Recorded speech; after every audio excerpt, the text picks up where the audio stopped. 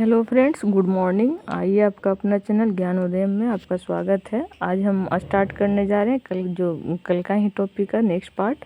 कल हमने डिस्कस किया था अंतरिक्ष युद्ध के बारे में, जिसमें हमने बताया कि अंतरिक्ष युद्ध आजकल सुर्खियों में बने रहने का क्या कारण है, इसके क्या क्या प्रावधान है, वैश्विक स्तर पर कौन कौन से देश इसमें शामिल हैं और क्या रणनीति रही है।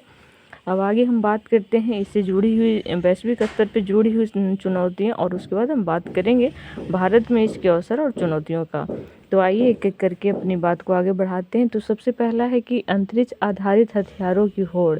इससे शांतिपूर्ण अंतरिक्ष अन्वेषण और वैज्ञानिक अनुसंधान पर नकारात्मक प्रभाव पड़ेगा। दूसरा है अंतरिक्ष में स्थापित उपग्रहों या अंतरिक्ष स्टेशन को खतरा। इससे सामाजिक और आर्थिक हानि होगी। तीसरा है कि अंतरिक्ष मलबे में वृद्धि। अंतरिक्ष मलबे के आपस में टकराने से विनाशकारी केसलर सिंड्रोम की घटना देखने को मिल सकती है। केसलर सिंड्रोम के अनुसार मलबे के आपसी टकराव के कारण एक विनाशकारी चक्र आरंभ हो जाता है। इसके तहत प्रत्येक टकराव से निर्मित अंतरिक्ष मलबे की वजह से अगले टकराव की संभावना बढ़ती जाती है। अन्य चिंताएं हैं कि भू राजनीतिक संघर्ष और अस्थिरता में वृद्धि। अंतरिक्ष की कक्षाओं पर कुछ देशों का वर्चस्व स्थापित हो सकता है।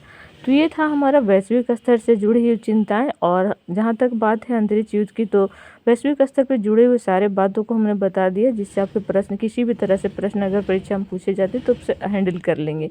अब जो हमारा मुख्य है कि भारत में इसके अवसर चुनौती। अंतरिक्ष में अपनी क्षमताओं का विस्तार करने के लिए भारत द्वारा उठाए गए कदम। रक्षा अंतरिक्ष एजेंसी, इसका गठन 2019 में किया गया था। यह रक्षा अंतरिक्ष अनुसंधान संगठन द्वारा समर्थित संगठन है।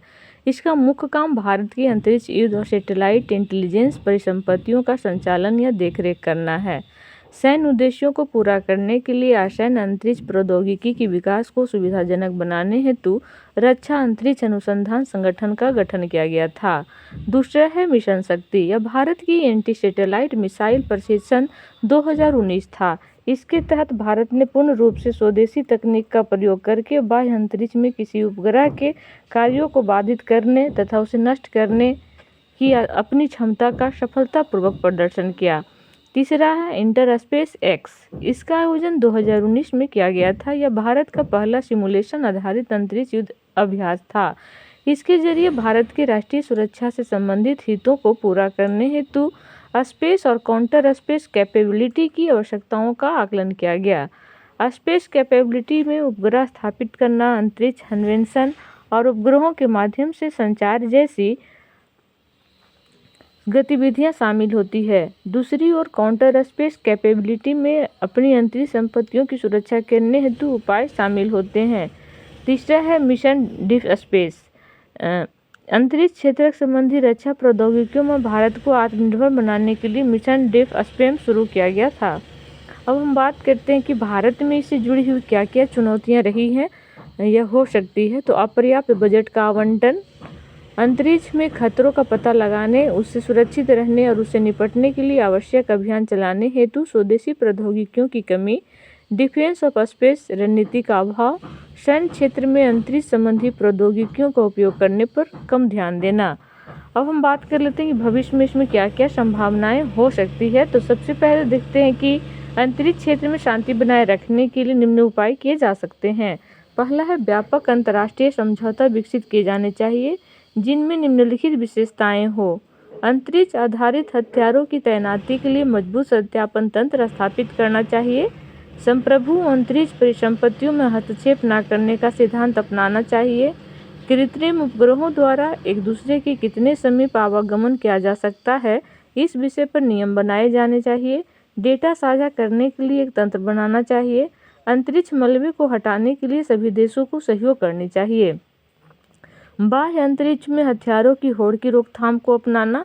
यह संयुक्त राष्ट्र द्वारा पेश एक संकल्प है, जिसमें अंतरिक्ष में शस्त्रीकरण पर प्रतिबंध लगाने की मांग की गई। अंतरिक्ष में राज्य और गैर राज्य अभिकर्ताओं की गतिविधियों को विनियमित करने के लिए बाह्य अंतरिक्ष से संबंधित मुद्दों को लेकर एक अंतर्राष्ट्रीय संगठन की स्थापना की जानी चाहिए, जिसमें विशेषज्ञता के साथ साथ विश्वास भी हो। एक दूसरे के निकट स्थित या नियमित रूप से एक दूसरे के समीप से होकर गुजरने वाली उपग्रहों की तकनीकी क्षमताओं को साझा करने के लिए राष्ट्र के बीच व्यापक सहयोग की आवश्यकता होनी चाहिए। तो ये रहा अब तक की प्रमुख बातें अंतरिक्ष से जुड़ी हुई, और मेरे ख्याल से हमने अंतरिक्ष युद्ध से जुड़ा हुआ सारे मुद्दों को कवर किया, जिसमें वैश्विक स्तर और भारत को अलग अलग डिफाइन भी हमने किया है, इसलिए इसे 2 पार्ट में बनाना पड़ा। इसी के साथ अपना वाणी को विराम देते हैं। जय हिंद, जय भारत।